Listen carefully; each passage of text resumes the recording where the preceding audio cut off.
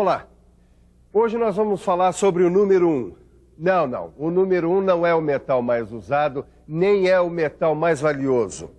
O número 1 a que eu me refiro é o mais antigo, o cobre. O cobre é mais velho do que Roma. Ele é usado pelo homem há cerca de 6.000 anos. Então, está preparado? Pois então vamos meter a mão no cobre e aprender o máximo sobre ele. Você vai conhecer as propriedades do cobre e algumas das suas principais aplicações. Vai ver como é o processo de obtenção desse metal e os cuidados que se deve ter com o meio ambiente na sua exploração. Nela nada te faltará. Terra cujas pedras são de ferro e de cujas montanhas extrairás o cobre. Está vendo só? O cobre está aqui na Bíblia. Quer dizer, o valor desse metal vem pelo menos desde aquele tempo. Os antigos davam muito valor, muita importância aos territórios que tinham metais como o cobre. Dizem até que as minas do rei Salomão seriam minas de cobre.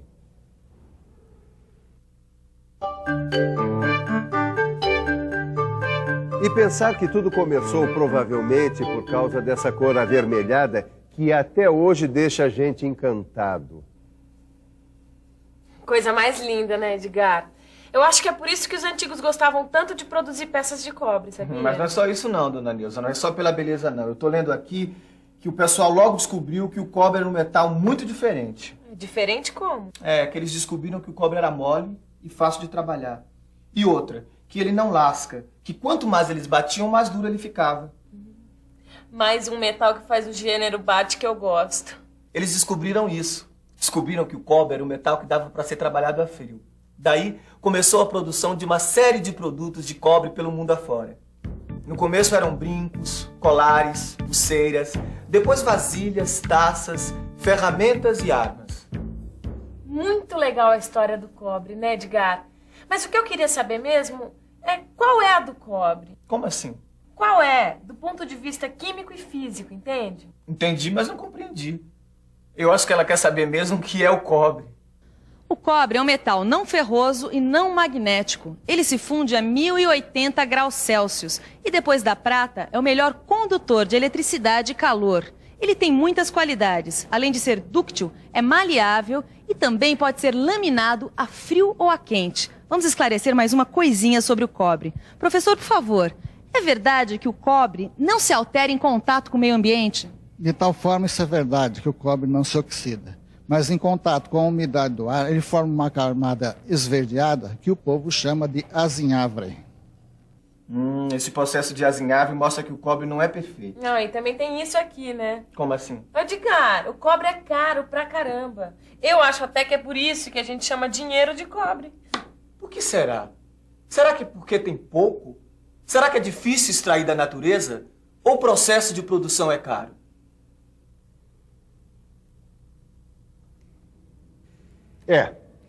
O cobre tem mesmo um problema, ele é caro.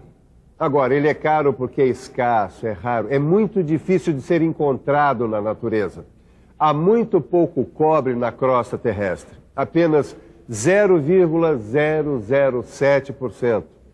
Por isso mesmo, ele vem sendo substituído em muitos casos pelo alumínio. Agora, o cobre tem características especiais que fazem dele um metal excelente para determinadas aplicações, como você vai ver. O cobre é muito usado na produção de componentes de radar, enrolamentos de rotores, caldeiras, tachos, radiadores, junta para automóveis, peças para ar-condicionado, geladeira e assim vai. O cobre também é usado como elemento de liga porque ele aumenta, no aço, por exemplo, a resistência à corrosão. Já quando o cobre é adicionado ao alumínio, aumenta a resistência mecânica. Você está interessado? Você ficou a fim de descobrir o cobre? Então fique por dentro. O Brasil tem jazidas de cobre no Rio Grande do Sul, em São Paulo, Goiás e na Bahia. Mas os maiores produtores de cobre em todo o mundo são o Chile, a África e os Estados Unidos.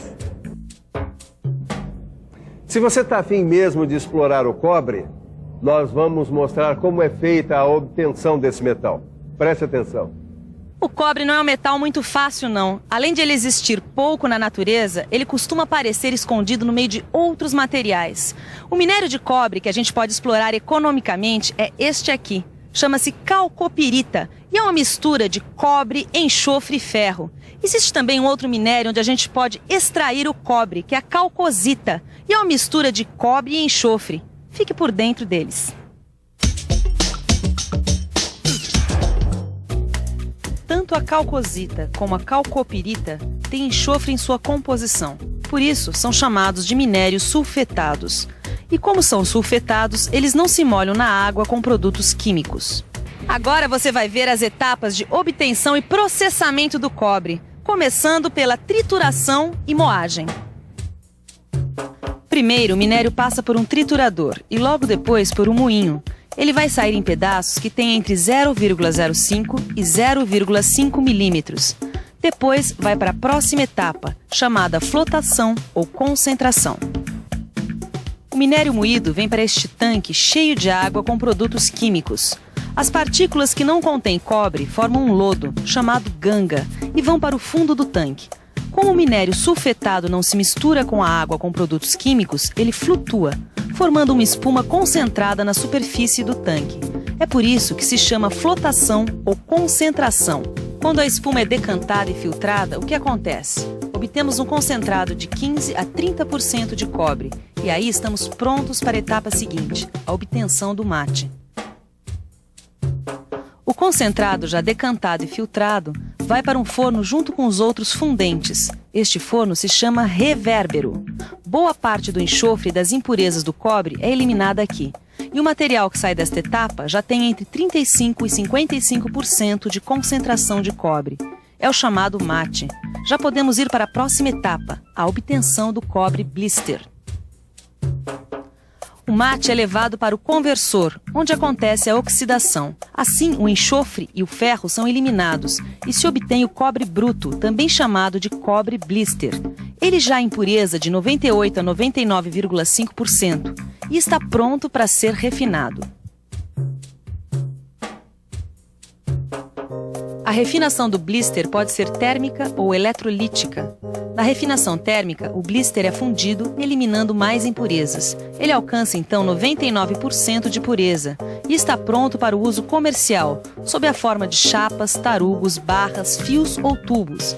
Já a refinação eletrolítica é feita por eletrólise, como no caso do alumínio. A passagem da corrente elétrica por uma solução saturada proporciona o cobre puro, ou melhor, com 99,99% de pureza. É o chamado cobre eletrolítico, muito usado na indústria eletroeletrônica. Além disso, o cobre é um elemento dominante em muitas ligas, como o latão e o bronze. E além disso, ele pode ser utilizado e reutilizado muitas vezes, porque ele é totalmente reciclável. Mas não pense que a produção do cobre é ecologicamente correta por natureza. É preciso muito cuidado para produzir cobre sem poluir. É muito difícil, viu? Como é que é, hein, Edgar? Não, é que eu estava lendo aqui que o processo de obtenção do cobre causa muita poluição. Por isso que eles precisam desses sistemas de filtros. Os filtros são usados para coletar o pó gerado pelos gases dos calcinadores, fundidores e conversores. Aquilo lá faz uma fumaceira braba, que faz um mal danado. Isso sem falar, claro, no desperdício de metais que vão para o espaço junto com esse pó, né? Mas eu li também que essas partículas de poeiras podem ser pelotizadas, ou seja, transformadas em partículas maiores antes de serem recicladas. Essas soluções também podem ser recicladas ou neutralizadas e devolvidas ao meio ambiente sem nenhuma poluição. Você sabe o quanto é importante controlar a poluição nessas atividades de obtenção e beneficiamento dos metais. Mas vale a pena dar uma boa estudada nisso consultando livros e revistas especializadas. E vale a pena também rever tudo que você aprendeu acompanhando a revisão dessa teleaula. E atenção, se liga aí, que é hora da revisão. Na teleaula de hoje, você aprendeu várias coisas sobre o cobre.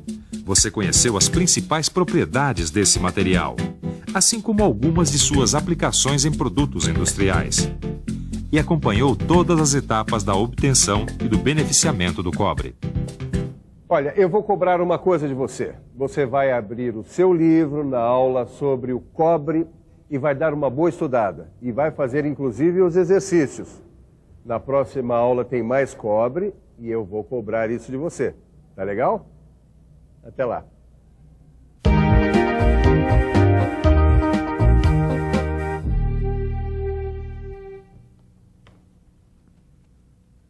Então, o que você achou da aula de hoje?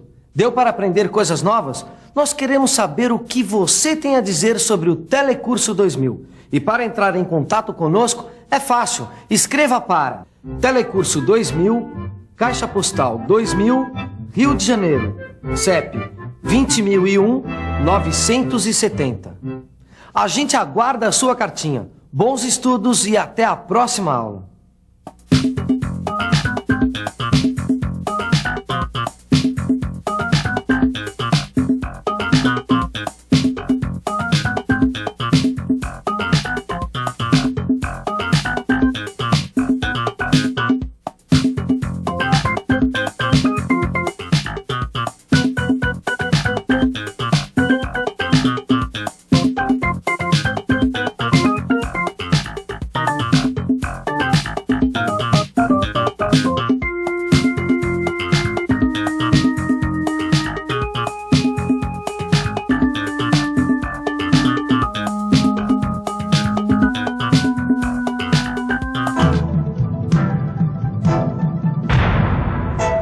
Telecurso 2000, um programa de educação do Sistema Fiesp e da Fundação Roberto Marinho.